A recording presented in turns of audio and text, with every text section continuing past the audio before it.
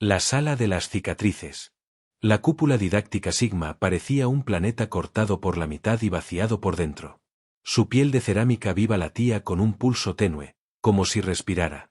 Saexa llegó entre los primeros, con el zumbido rápido de sus alas plegadas bajo el arnés y la sensación punzante de haber dormido poco. El aire estaba a una temperatura incómoda para su cutícula velir. La decana Ilred insistía en mantener la sala a unos grados por debajo de lo tolerable para la mayoría, según decía, para que el cuerpo recuerde que está estudiando algo áspero. A Saexa le pareció un capricho hasta que notó el olor salino que se abría paso desde los difusores. Mar frío, metal oxidado, una sombra de algas. La cúpula estaba preparando el terreno. Las butacas flotantes se acomodaron en círculos concéntricos alrededor del eje de proyección. A Saexa le tocó cerca de Rotal, un dracan musculado cuya piel coriácea brillaba con aceites rituales. El saurio la miró de reojo, mitad curiosidad, mitad impaciencia. Un poco más allá, MYR-17 tomó asiento con el cuidado ceremonial de un instrumento que se guarda en su estuche, articulaciones sin ruido, expresión sin expresión. Y a la derecha, en el ala reservada a las especies aristocráticas, Claire Bon acomodó su capa como quien simplemente cambia de salón en un palacio. Cuando la decana Ilred entró, no hubo fanfarrias. Solo se hizo un silencio que sonó a cierre de compuerta. Era alta incluso para su especie, con la piel del color del carbón reforzado y un implante ocular que lanzaba destellos de espectro táctico. Se detuvo en el centro y dejó que el silencio hiciera su trabajo. Después, sin preámbulos, alzó una mano. La cúpula se oscureció. El primer fotograma no parecía de guerra. Una línea de costa, cielo plomizo, la textura del viento desordenando la superficie del mar. El audio, sin música, trajo la respiración de una turba invisible, jadeos, carraspeos, un galope blando de agua y arena. Un segundo después, las figuras surgieron de la espuma como si el océano las expulsara. Eran humanos. No llevaban armaduras brillantes ni banderas ni emblemas de rango, llevaban troncos. Maderos alargados, pesados, a juzgar por la manera en que los hombros se curvaban contra ellos. Cada tronco reposaba sobre 6 cuerpos, 6 cuellos, 6 pares de pulmones trabajando al unísono. Las botas chapoteaban, el barro les trepaba hasta el cuello y les enyesaba las mejillas.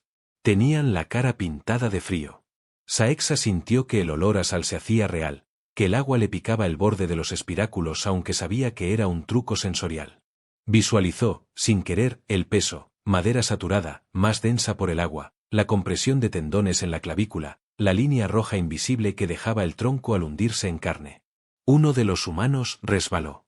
El tronco presentó un borde. En su especie, un objeto así habría rodado en el acto y partido exoesqueletos como cañas. Pero el tronco no se movió. Los 5 restantes absorbieron la carga y, casi en la misma exhalación, lo levantaron de vuelta a su sitio. No hubo aplauso ni grito ni chiste.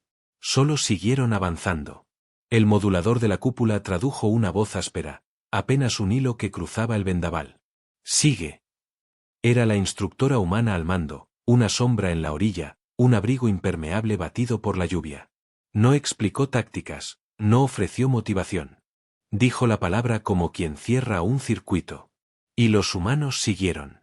Rotal dejó escapar un gruñido bajo, más confuso que despectivo. Saexa no apartó la mirada. Su antena interna de analista tomó notas invisibles, cadencia respiratoria de los 6, microajustes de pasos, la forma en que el flanco izquierdo, con un miembro más bajo, giraba el torso para compensar centímetros de desigualdad y mantener el tronco nivelado. Era una solución instintiva que parecía haberse practicado 1000 veces. MYR-17 parpadeó un patrón luminoso en el pómulo, registro de algoritmo, sincronía voluntaria con corrección distribuida.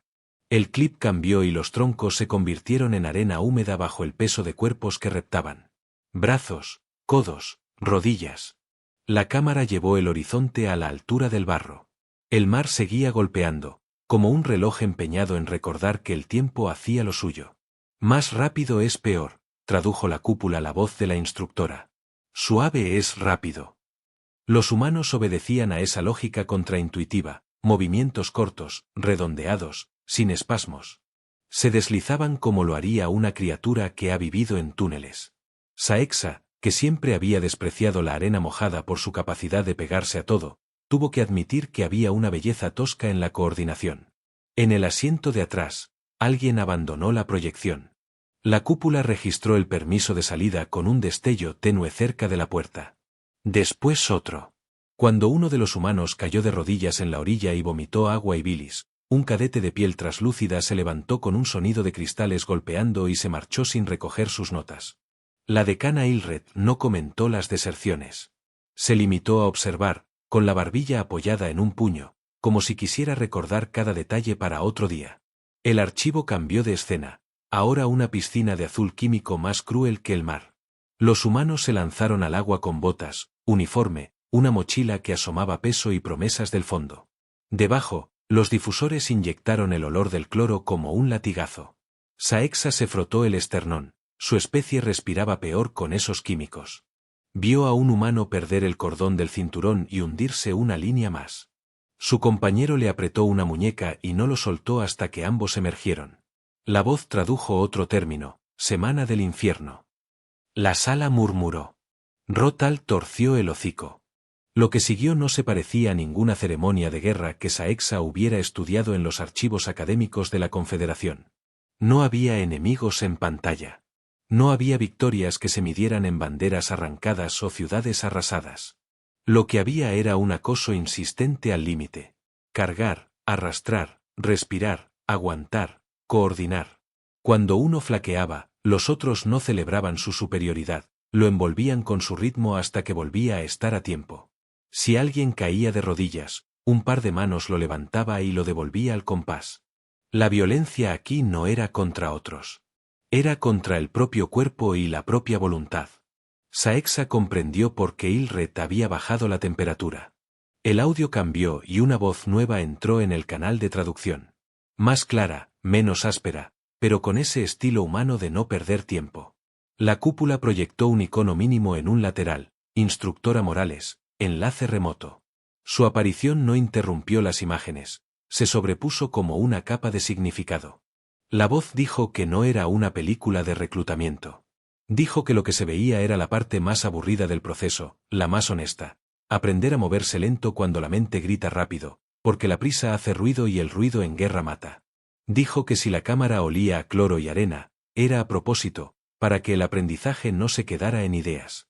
Saexa, sin darse cuenta, empezó a coordinar sus propias respiraciones con la cadencia de los humanos que reptaban por la playa. 7, 8, 9. Exhalar en el empuje, inhalar en la recuperación. Ese era el truco. Las sillas registraron más deserciones. Uno de los aristócratas se levantó con una cortesía infantil, como pidiendo perdón por abandonar una cena. Claire Bond no se movió, tenía las manos entrelazadas en el regazo y los nudillos blancos.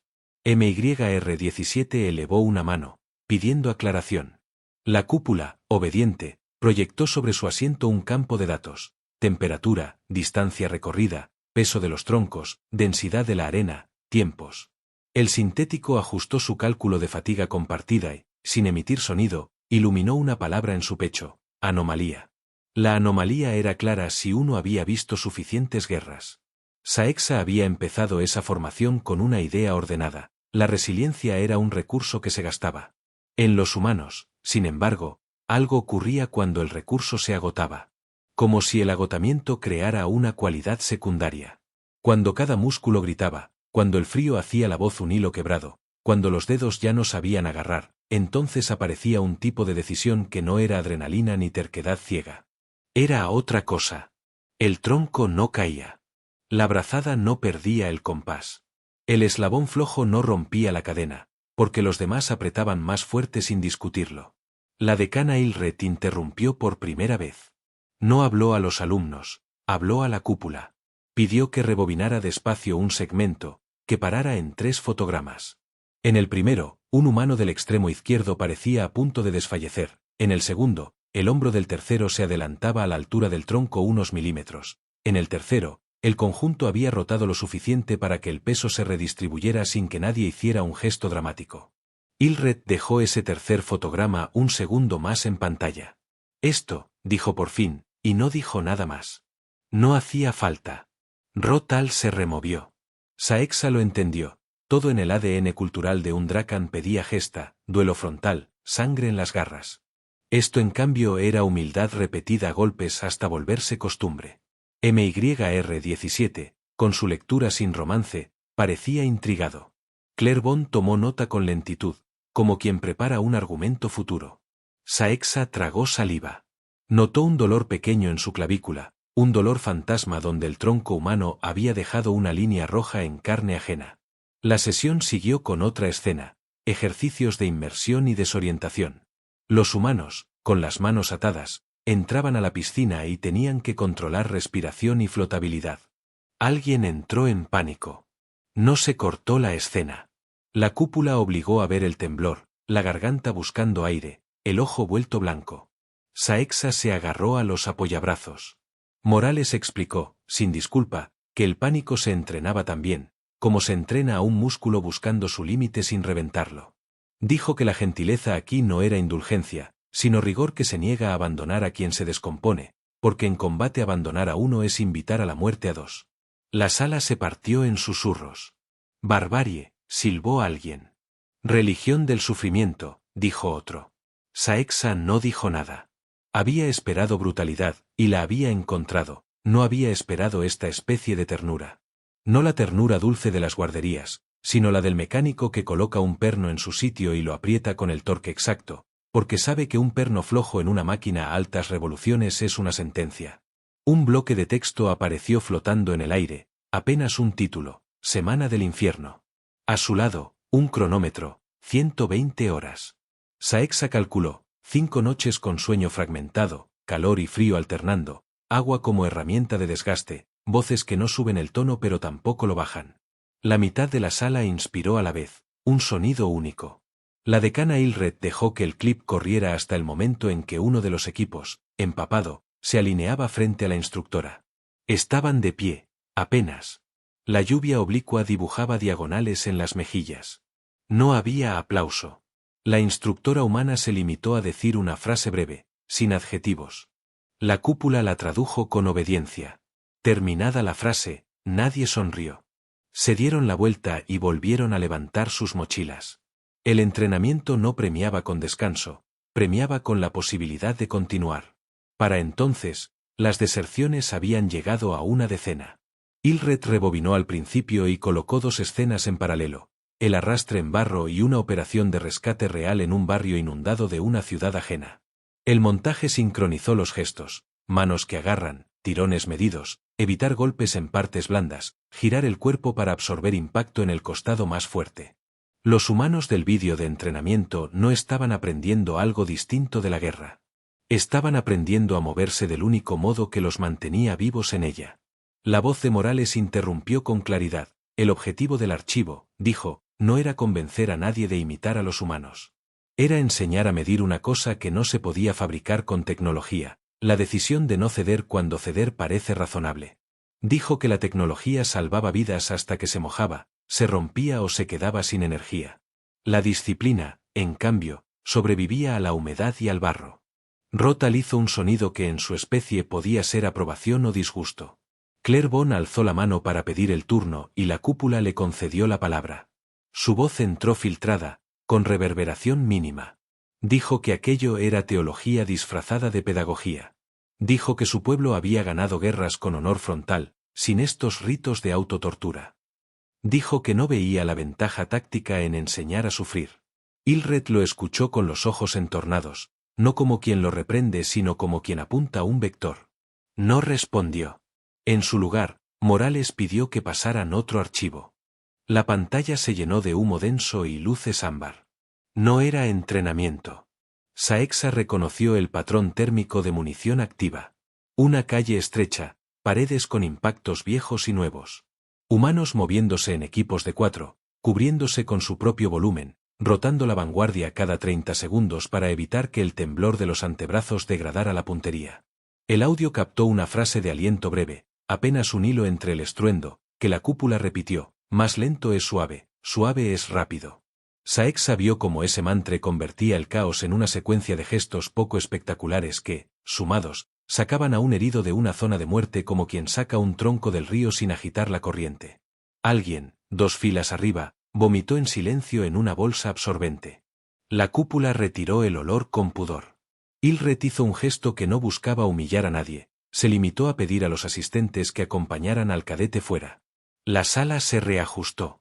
Saexa se inclinó un poco hacia adelante para seguir la rotación de los equipos. Adelante, cubrir, recargar, atrás, adelante, cubrir, recargar, atrás. Su mente Belir, acostumbrada al análisis de patrones, encontró la música. Era una música áspera, sin armonías amables, pero música al fin. En la última escena del segmento urbano, un humano tropezó con escombros y su rodilla falló. Los demás no giraron dramáticamente, un brazo apareció desde el margen, detuvo la caída, un hombro se ofreció como apoyo, la línea de puntería no se descompuso. El avance no se detuvo, solo cambió de pendiente. Saexa sintió una corriente fría en la base de su cráneo. Ahí estaba el punto. No era ser fuerte. Era ser útil al compás. La decana Ilred habló por fin a la clase. Su voz no subió el volumen, pero se volvió más dura. Dijo que la academia no estaba allí para fabricar admiradores de los humanos. Estaba para fabricar profesionales capaces de reconocer una ventaja incluso cuando esa ventaja ofende el orgullo. Dijo que la Confederación había perdido batallas por apostar a lo vistoso. Dijo que si alguien necesitaba belleza, que se hiciera músico. Aquí, la belleza no salvaba a nadie. Un panel de la pared se deslizaba cada vez que alguien se rendía al impulso de irse. Al final de la primera hora, casi 20 sillas estaban vacías. Saexa se mantuvo. Notó cómo su cuerpo intentaba persuadirla con argumentos sensoriales, dolor en el estómago por el cloro, picor en la membrana nasal por el salitre, la promesa de una cama calentita 2 niveles más arriba. Se quedó. No por valentía. Por algo más pequeño y obstinado, como una pata que encaja en un diente de rueda. La cúpula dejó la imagen en negro, de golpe. El cambio de luz fue una bofetada. Ilred levantó la palma para pedir que nadie hablara aún. Entonces, en el centro, se dibujó un título triple, letras blancas sobre nada, Verdún, Fayuja, Kepri 9. Había siglos entre la primera y la última palabra. Había atmósferas distintas, combinaciones químicas, idiomas muertos, planetas que giraban otra vez como si no hubiera pasado nada. Había, sobre todo, una intención, enseñar que no se trataba de una moda o de un ciclo cultural. Era una línea. Clairbon se inclinó hacia adelante con un brillo cortante en los ojos. Rotal apretó la mandíbula hasta que la cresta vibró. MYR17 ajustó la apertura de sus sensores para soportar la luminosidad del nuevo archivo. Saexa tensó los dedos apoyados en el borde del asiento, sintió que le faltaba un tramo de aire. La palabra Verdún, que había estudiado como quien lee ruinas en un archivo, se volvió un hueco. Fayuja, que había analizado en mapas, se convirtió en un olor. Kepri 9, nombre de vector y arena cristalizada, dejó de ser un expediente.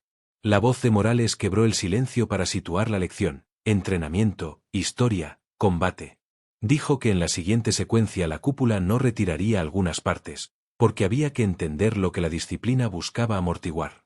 La decana Ilred, sin mirar a nadie en particular, dijo que las salidas seguían abiertas. Que no habría sanción por irse. Que quedarse, en cambio, sí tendría un precio. La mitad de la sala vaciló. Saexa supo que muchos se irían. No los juzgó. Si lo hacía, tal vez ella misma tendría que levantarse. Rotal soltó el aire lentamente, un hilo a través de dientes ajustados. MYR17 guardó la mano con la que había consultado datos, como si un gesto humano se le hubiera pegado y le diera vergüenza. Clairbon inclinó la cabeza 1 milímetro, gesto de nobleza antes de una crítica. Las deserciones empezaron otra vez, pero ahora no sonaron a miedo simple. Sonaron a límites encontrados honestamente. La pantalla parpadeó una vez. Saexa bajó los hombros como antes de recibir peso. El primer fotograma de Verdún, 100 años atrás y 7 sistemas estelares de distancia, comenzó a desplegarse.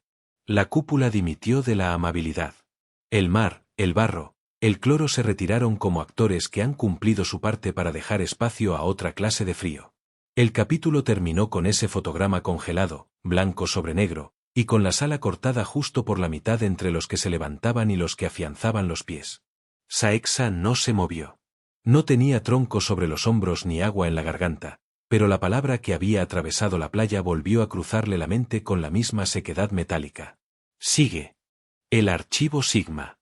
La cúpula didáctica no dio transición amable. El fotograma congelado de Verdún se disolvió en un remolino de datos crudos, coordenadas, fechas, distancias, composiciones atmosféricas, número de efectivos. Una lluvia de cifras descendía desde el techo como si la sala estuviera bajo una tormenta de números. Entre ellas se intercalaban imágenes reales, no recreadas, calles destrozadas por artillería, cuerpos alineados bajo lonas, armas oxidadas por la humedad y el tiempo. El zumbido de los difusores cambió.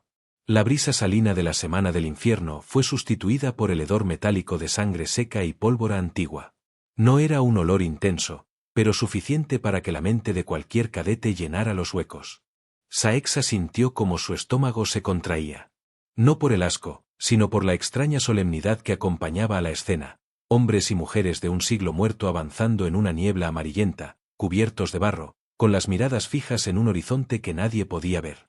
La voz de la instructora Morales, filtrada a través del modulador, era más lenta que antes. Verdún, 1916. El combate duró casi un año. Sin satélites. Sin escudos de plasma. Sin medpods. Y aún así, la línea no cayó. Las imágenes mostraban trincheras profundas, paredes sostenidas por maderos que se oscurecían con el agua y el moho. Soldados humanos, empapados, mantenían sus puestos mientras bombas estallaban a pocos metros. El barro cubría rostros y uniformes, los ojos eran lo único que quedaba limpio, y no por voluntad, sino porque parpadear era el único lujo permitido. Rotal dejó escapar un bufido bajo, mezcla de incredulidad y desprecio. Se están pudriendo vivos, murmuró en su lengua Drakan, creyendo que nadie lo entendería. Pero Saexa lo oyó. Y también notó que, pese a sus palabras, sus pupilas verticales estaban dilatadas, fijas en cada gesto de los humanos que, sin armaduras ni implantes, mantenían su posición. MYR-17, por su parte, proyectó sobre su palma un mapa topográfico simplificado. Las líneas marcaban los puntos de resistencia humana, y en cuestión de segundos, el sintético señaló un patrón que la mayoría pasaría por alto, la alternancia de grupos en turnos casi exactos de 20 minutos. Rotación programada bajo fuego continuo, informó con su voz plana. Eficiencia improbable dadas las condiciones. El clip cambió. Ahora la fecha en pantalla era 2004, Fallujah. Las imágenes, más nítidas, mostraban una ciudad árida, con fachadas acribilladas y polvo suspendido en el aire como niebla sólida. El sonido era seco, con disparos aislados y pasos rápidos sobre grava. Un equipo humano se movía en formación cerrada por un callejón estrecho, cada uno cubriendo un sector. Morales narró mientras la escena avanzaba. Entorno urbano hostil. Enemigo irregular. Sin líneas de frente definidas. Cada puerta, cada ventana, cada sombra puede ocultar un ataque. Los equipos humanos rotan liderazgo constantemente, manteniendo la presión sin romper la formación. Saexa observó como un soldado, al llegar a una esquina, cedía su posición al siguiente sin palabras. El cambio fue fluido, como si los dos hubieran practicado el movimiento 1000 veces. No hubo pausa, no hubo confusión, la cobertura de fuego se mantuvo ininterrumpida. Fallujah fue un laboratorio de improvisación, continuó Morales. Las órdenes se reducían a lo esencial, corta, clara, directa. El resto era adaptarse y seguir. Claire Bond, que hasta entonces había permanecido en silencio, alzó la voz con una mueca desdeñosa. Improvisar no es estrategia. Es síntoma de caos.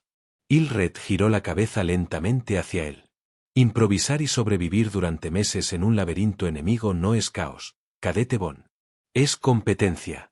La cúpula proyectó ahora imágenes etiquetadas como Kepri 9, 2238.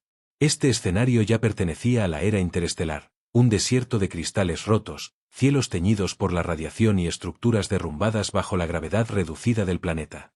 Los humanos aparecían con armaduras ligeras, pero la táctica era la misma, equipos pequeños, rotaciones, economía de movimiento. En Kepri 9, explicó Morales, las comunicaciones eran intermitentes. La arena de silicato bloqueaba la señal. Los equipos humanos desarrollaron sistemas de señales manuales y secuencias de tiempo para mantener la coordinación. 13 días en territorio enemigo, sin apoyo externo, con temperaturas que mataban a la mayoría de especies en menos de 3 horas. Ninguno quedó atrás. Saexa sintió un escalofrío. La idea de 13 días sin soporte logístico, en un ambiente que su fisiología no toleraría más de media hora, le resultaba casi incomprensible. Y sin embargo, ahí estaban. El debate estalló cuando Ilred detuvo el vídeo y preguntó a la sala. ¿Qué observan? No qué sienten, ¿qué observan? MYR-17 fue el primero. Consistencia en patrones de cooperación bajo presión prolongada. Rotal frunció el ceño. Aceptan pérdidas que un Drakan jamás aceptaría. Clairbon sonrió con frialdad. Una fascinación irracional por no retirarse. Saexa habló al final, con voz baja. No compiten entre ellos. Compiten contra el entorno, y ganan porque lo enfrentan como un solo cuerpo. Ilred asintió, y Morales retomó. Exacto. La ventaja humana no está en la fuerza bruta, ni siquiera en la tecnología. Está en su capacidad de convertir un grupo de individuos en un organismo único, capaz de persistir más allá de lo razonable. La tensión en la sala aumentó cuando el panel lateral se iluminó de rojo. Era una señal de alerta real, no simulada. Un icono con forma de planeta apareció en el aire, junto a un texto: transmisión prioritaria, Luna Minera Tártaro. La imagen se abrió en la cúpula, instalaciones industriales bajo asedio, explosiones en la superficie, luces de emergencia parpadeando en la oscuridad. Una voz alienígena, ahogada por interferencias, pedía ayuda. No había adornos ni dramatismo, solo coordenadas y un resistiremos lo que podamos. Ilred no miró a los cadetes cuando habló. Clase, observen. Esto no es entrenamiento. Esto es guerra real. El canal de Morales se mantuvo abierto. Todo lo que han visto hasta ahora, dijo, todo el barro, el frío, el dolor, era solo para preparar esto. En la pantalla, una detonación hizo temblar la cámara. Varios cuerpos quedaron inmóviles en el suelo de metal ennegrecido. Saexa sintió el impulso instintivo de apartar la mirada, pero no lo hizo. No era la única. Ilred cruzó las manos detrás de la espalda. El archivo Sigma no es un museo de horrores. Es un manual de supervivencia.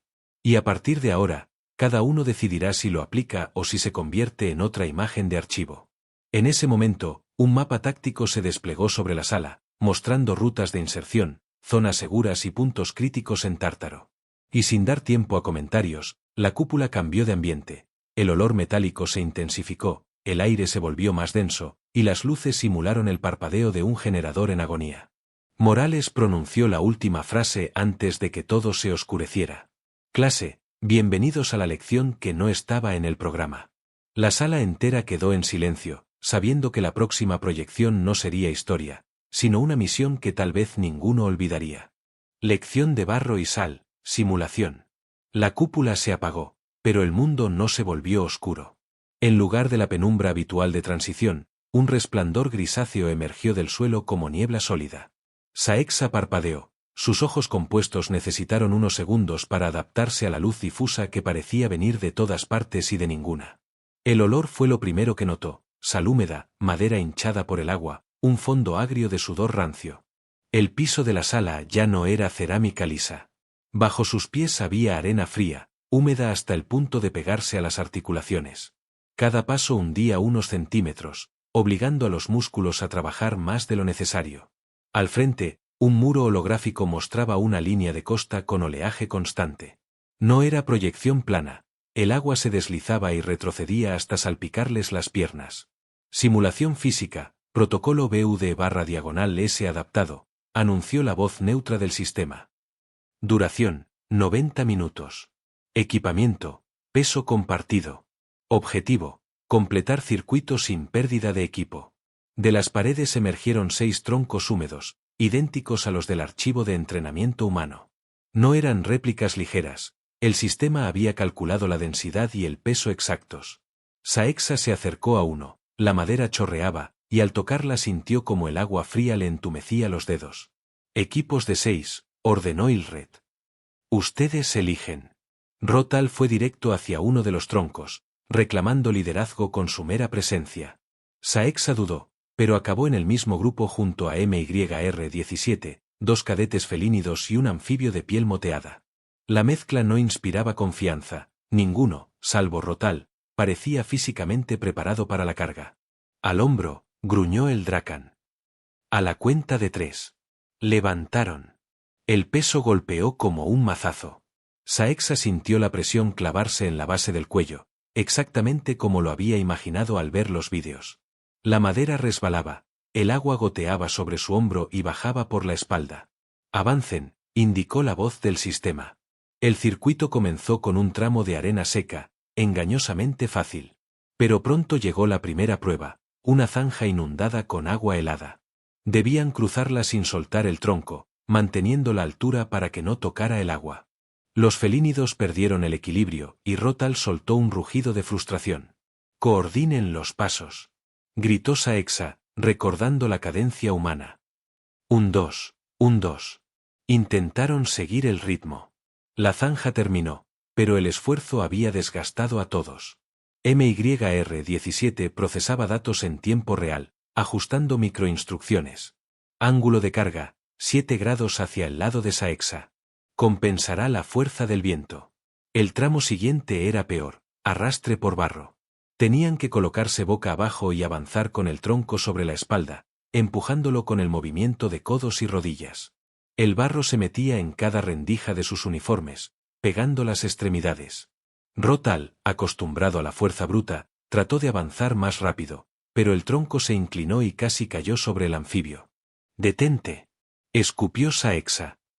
«No es fuerza, es compás», repitió la frase humana en su mente. «Más lento es suave, suave es rápido». Lo dijo en voz alta, marcando un tempo. Sorprendentemente, el grupo empezó a sincronizarse. El barro dejó de ser un obstáculo impredecible, se volvió un terreno controlado, centímetro a centímetro. Tras 40 minutos, el circuito los llevó al mar simulado. Olas frías golpeaban sus piernas mientras debían caminar en línea recta, con el agua hasta la cintura, manteniendo el tronco a la altura de los hombros. El anfibio jadeaba, sus branquias inútiles en agua salada artificial. Saexa sintió que sus piernas se volvían de plomo. Cada paso era una negociación entre caer y seguir. En medio del agotamiento, la voz de Morales se filtró en el canal general. «Si duele, compártelo. Si pesa, réstalo en equipo». Saexa entendió que no era una frase motivacional, sino una orden práctica. Ajustó su postura para recibir más carga del tronco, liberando al anfibio por unos segundos. Los felínidos hicieron lo mismo sin discutirlo. Rotal observó, sorprendido, y terminó cediendo parte de su peso también. El avance se aceleró, no porque fueran más fuertes, sino porque ninguno estaba al límite en solitario. Finalmente, llegaron a la última fase, una colina de arena seca. El sol simulado golpeaba fuerte, deshidratando. El sistema informaba del pulso y la temperatura corporal en tiempo real. Varios cadetes de otros grupos ya estaban fuera por agotamiento. El equipo de Saexa seguía entero, aunque cada paso arrancaba un gruñido. En la cima, Ilred los esperaba, inmóvil. «Entrega», ordenó. Bajaron el tronco al suelo. Saexa sintió como sus hombros ardían y su respiración era un jadeo irregular. MYR-17 inclinó la cabeza. Carga compartida optimizada. Ritmo constante. 0 pérdidas. La decana asintió sin elogios. Eso es lo mínimo aceptable. El sistema anunció el fin de la simulación.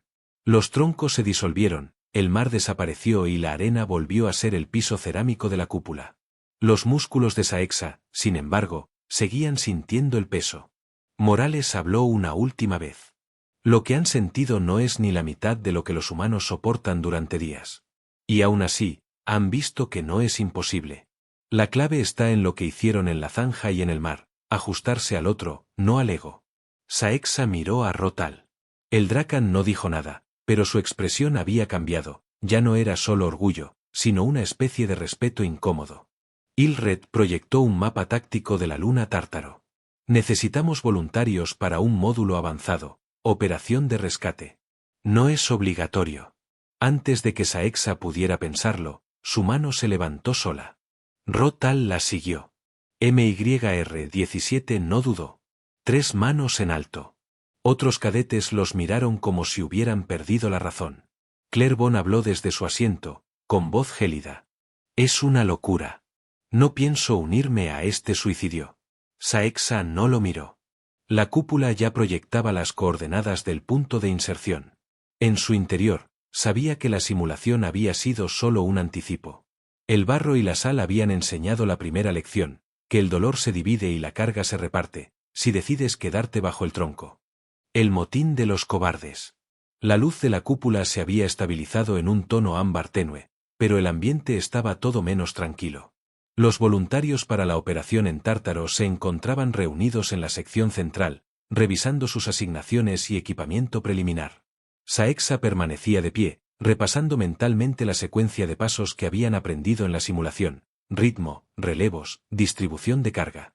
No había margen para olvidar nada. Rotal, inclinado sobre un módulo de comunicaciones portátil, murmuraba órdenes a los felínidos que habían decidido unirse. MYR-17 trabajaba con absoluta precisión, programando rutas de contingencia y optimizando protocolos de energía para los drones de reconocimiento.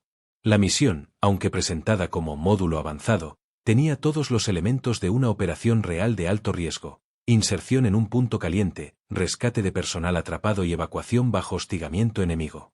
En las sombras laterales, sin embargo, algo distinto se gestaba.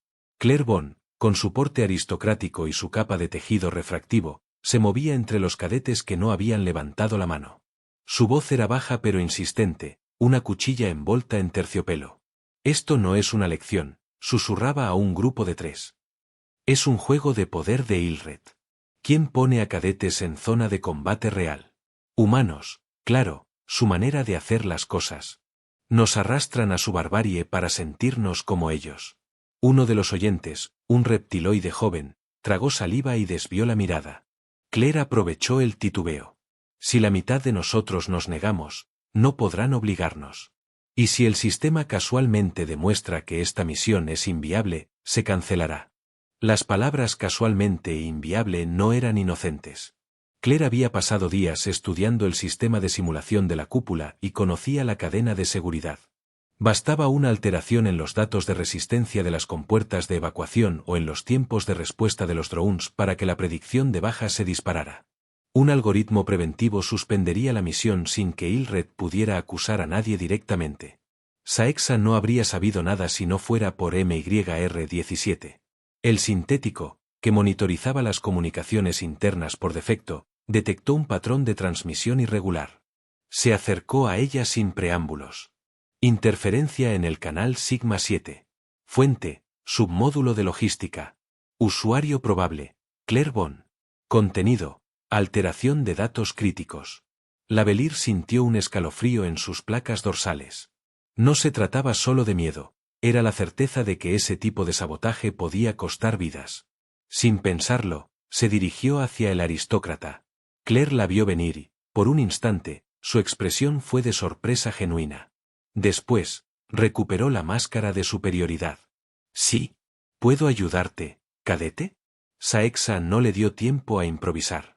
Sé lo que intentas. No es solo cobardía. Es traición. Varios cadetes se giraron. La palabra traición no se usaba a la ligera en la academia. El murmullo creció, arrastrando atención hacia ellos. ¿Traición? Claire rió suavemente. ¿Por cuestionar una misión suicida? No todos estamos dispuestos a morir por una lección mal diseñada. No es una lección, intervino Rotal, acercándose.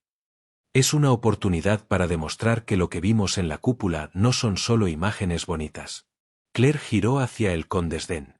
Tú, Drakan, puedes permitirte el lujo de la gloria. Naciste para el combate. Algunos de nosotros tenemos más valor en la estrategia que en el barro. La estrategia no sirve si falseas los datos para evitar la batalla, replicó Saexa, con un tono que cortaba el aire. El ambiente se tensó.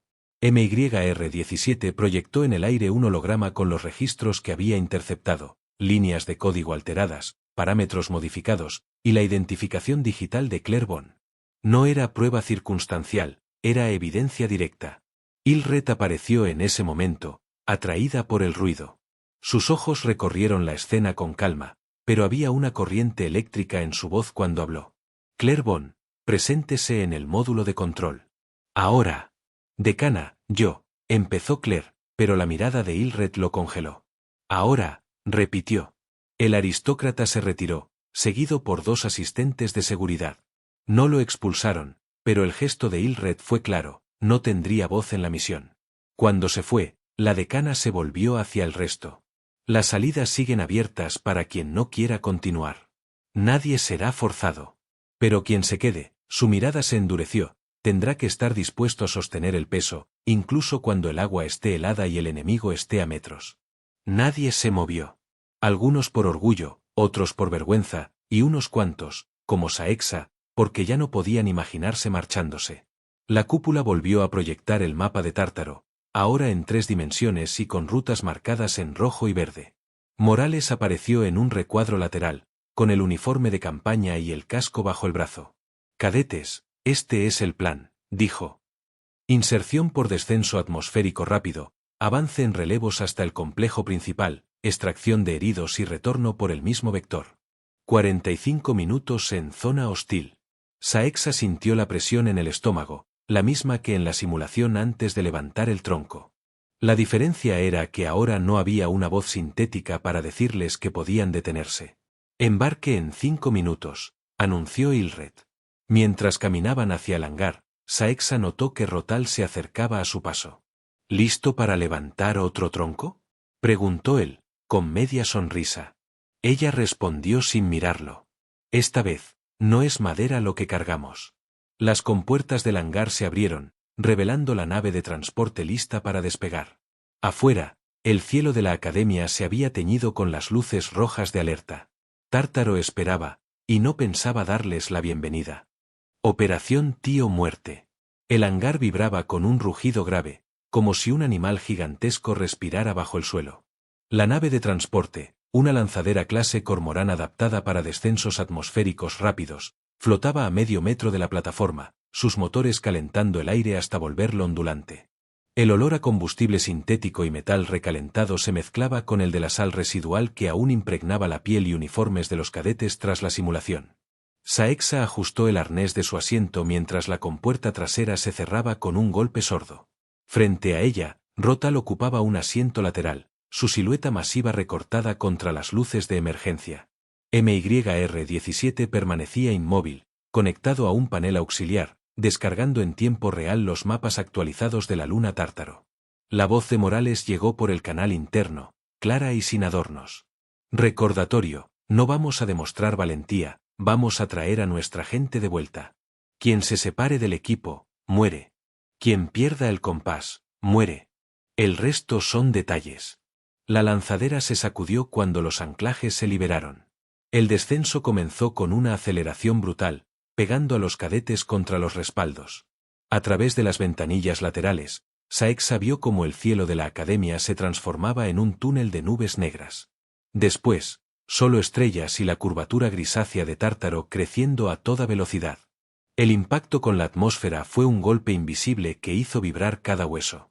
La temperatura de la nave subió, las paredes crujieron como si estuvieran a punto de partirse, pero la Cormorán aguantó. En la proa, las primeras imágenes del objetivo se desplegaron, un complejo minero rodeado por terreno rocoso, con torres derrumbadas y columnas de humo elevándose hacia un cielo turbio. Las marcas térmicas delataban movimientos enemigos alrededor de las entradas principales.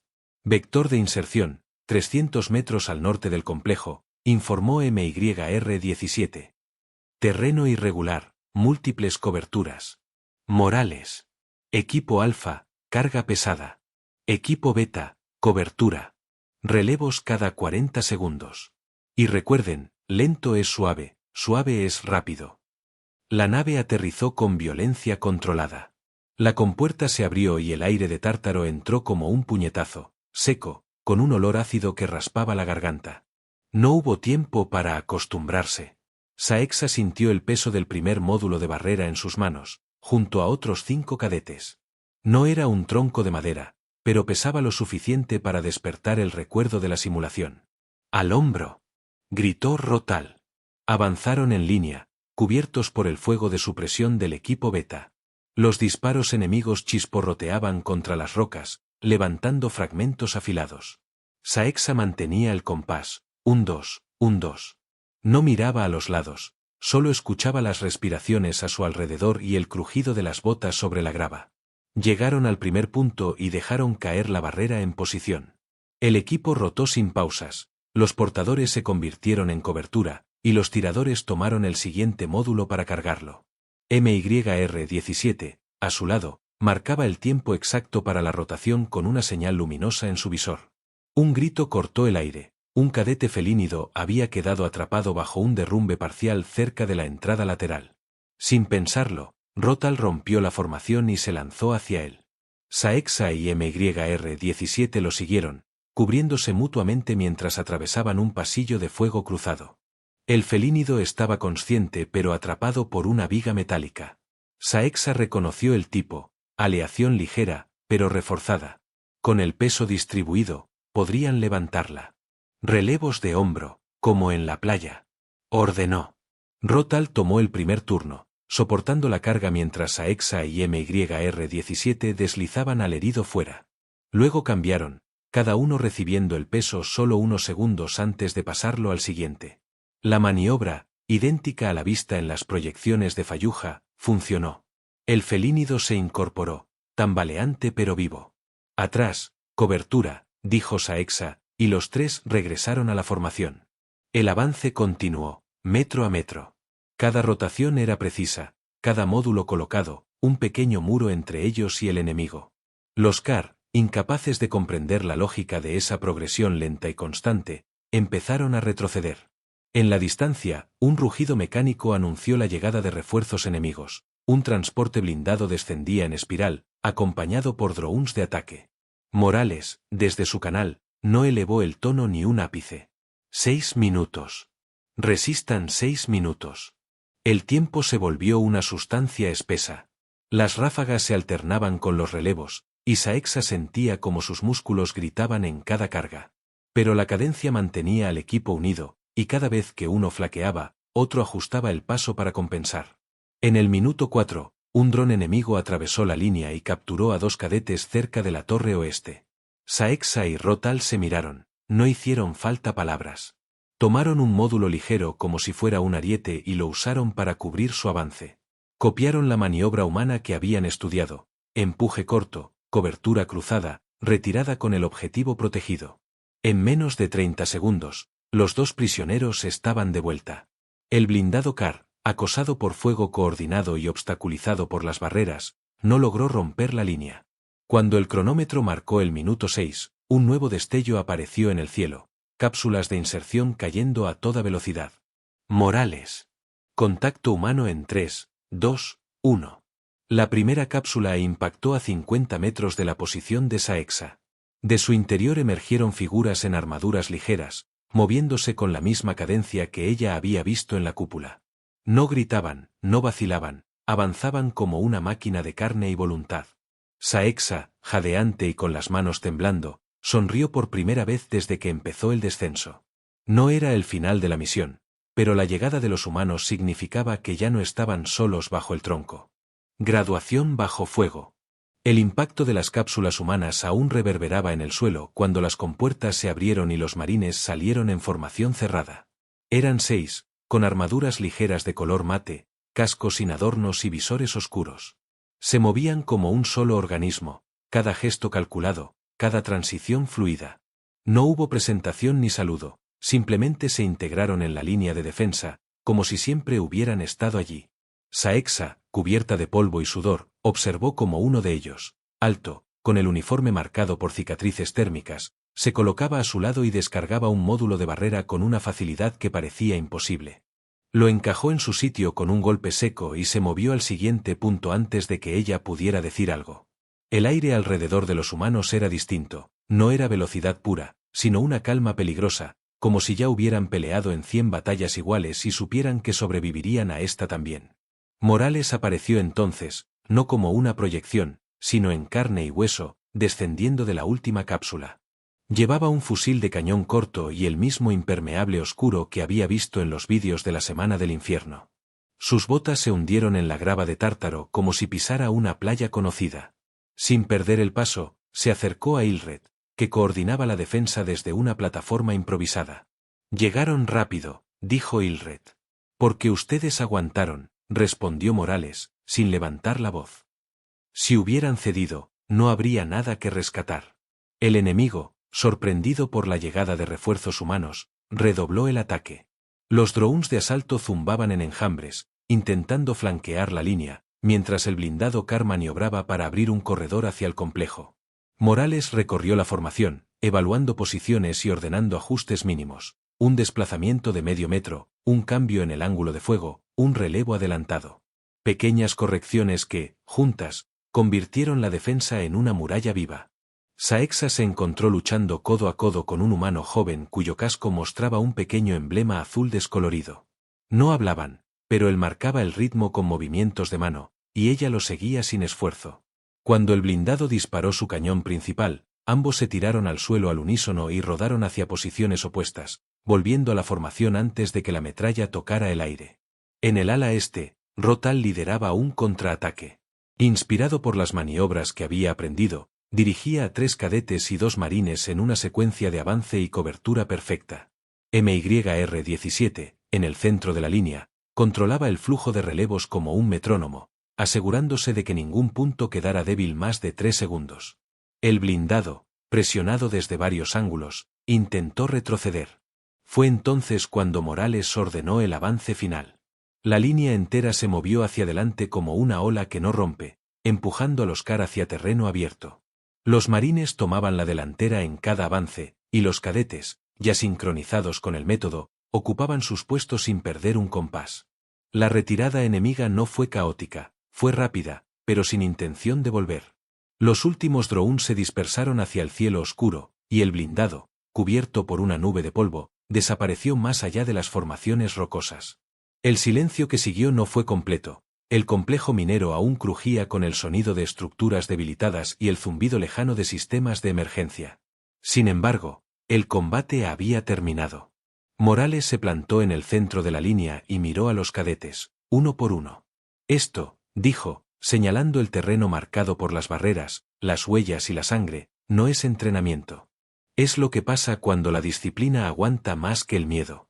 Ilred, desde su plataforma, asintió. Graduación bajo fuego. Quienes estén aquí ahora, han superado el curso Sigma. No hubo ceremonia. No hubo medallas. Solo un asentimiento mutuo entre quienes habían cargado el mismo peso. Saexa sintió que sus músculos ardían, pero también que algo invisible, más pesado que cualquier tronco o barrera, se había instalado en su interior, la certeza de que podía sostener más de lo que creía posible, siempre que no lo hiciera sola. En el extremo de la formación, Claire Bon apareció. No llevaba armas ni armadura, había permanecido en retaguardia, pero había visto todo. Sus ojos evitaban los de Saexa, hasta que ella se acercó y le extendió la mano. Bajo el tronco, nadie queda atrás, dijo. Claire dudó, y luego tomó la mano. No fue una reconciliación, pero sí una grieta en su orgullo. La extracción comenzó al anochecer de Tártaro. Los marines y los cadetes trabajaron juntos para evacuar a los heridos y asegurar el complejo. En el último transporte, Saexa subió junto a Morales. Durante unos segundos, mientras la nave se elevaba, miraron hacia abajo, donde la tierra gris aún guardaba las huellas de la batalla. Aprendiste la lección, dijo Morales, sin mirarla. Que el dolor se divide, respondió Saexa, y la carga se comparte. Morales sonrió apenas. Entonces sigue. La nave atravesó la atmósfera y dejó atrás Tártaro, llevando consigo a un grupo de cadetes que ya no eran los mismos que habían entrado en la cúpula para ver imágenes antiguas.